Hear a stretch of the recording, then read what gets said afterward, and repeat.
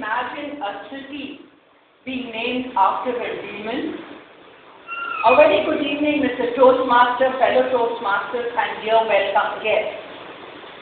How many of you are aware that Mysore derives its name from Mahishasura, the buffalo demon king? In fact, Mysore is the anglicized form of Mysuru, the city of Mahishasura.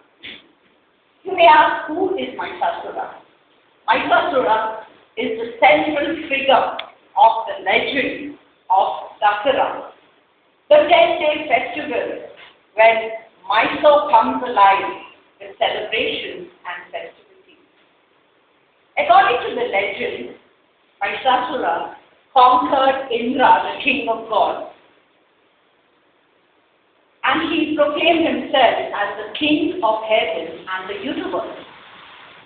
Now the humiliated Indra rushed to Vishnu and Shiva of the Holy Trinity and begged of him to liberate heaven from the tyranny of this wicked and evil demon king. Now, why were these gods so powerless? Mahishasura had a boon from Brahma by which he could never be vanquished by a man or a god. So, in desperation, all the gods got together and their heightened anger and focus brought together rays of light from which manifested Goddess Durga, an epitome of beauty and charm. And to ensure that she definitely vanquished Mahishasura, each god bestowed on her his choicest weapon. Shiva gave his trident, Vishnu his discus, Agni god gave the spear, and Sun god gave the fourth and illuminating light which gave her an unusual aura. She also got a thunderbolt, a sword, and a mace. Now to make her more powerful, the god even gave her added hands. She had 8 hands and the strength to wield these weapons. I guess that explains why women can multitask so beautifully.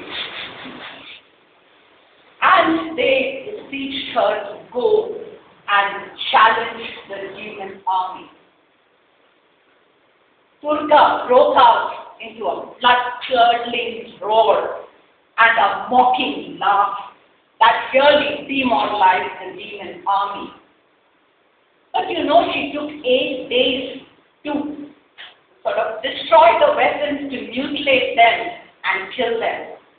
Are you wondering why it took 8 days? Because among these demons, there was one strong demon called Raktadija who had this boon from Brahma that whenever he was attacked, each drop of blood that would fall on the ground would throw up millions of demons. So that perhaps explains why she took 8 days to vanquish the demon army. And finally, the climax came on the 9th day when she was confronted by this buffalo demon king. He was bellowing on the battlefield, strewn with corpses, mutilated demons, and he was wallowing in the hallucination that no man of God could vanquish him. But he had been told a woman could. He said, a woman? Impossible. He underestimated her strength. But there was Durga mocking at him, and she soon swirled her noose and put it around the neck of the buffalo and dragged it under her feet and trampled him as she skewered him with her spear. And out of the gash emerged the human form of Mahishasura. She grabbed him by his hair and decapitated him, and thus liberated the heaven from the tyranny of Mahishasura. Now there is a deeper meaning to Navratri, the 9 days that Durga took to vanquish Mahishasura. They say that it also symbolizes man's journey from the unknown to the known to enlightenment. The first 3 days of Navratri symbolize man's efforts to overcome his negative qualities, and therefore he invokes goddess Durga to help him overcome the evil side of his nature. Thereafter, he invokes goddess Lakshmi because she is the goddess of not just material prosperity but wealth as well, peace and tranquility which a person needs.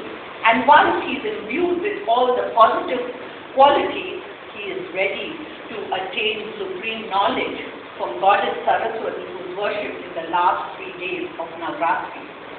And then finally, on the day of victory, that is Vijayadashmi, he attains self-knowledge, enlightenment, and he invokes his own Shakti.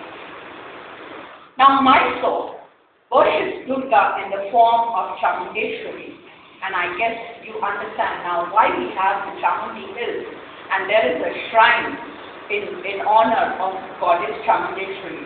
She is also the presiding deity of Mysore and that of the Mysore Maharaja, and that also explains why the royal family of Mysore is so connected with the Dasara celebration.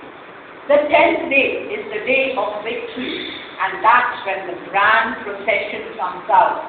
Earlier, it was the Mysore Maharaja who used to sit on the 75 kg golden howdah on the royal elephant, and he would lead his infantry, the cavalry, the chariots, and it was a spectacular view for people to witness, and that accounts why tourists from all across the world come to witness this grand spectacle.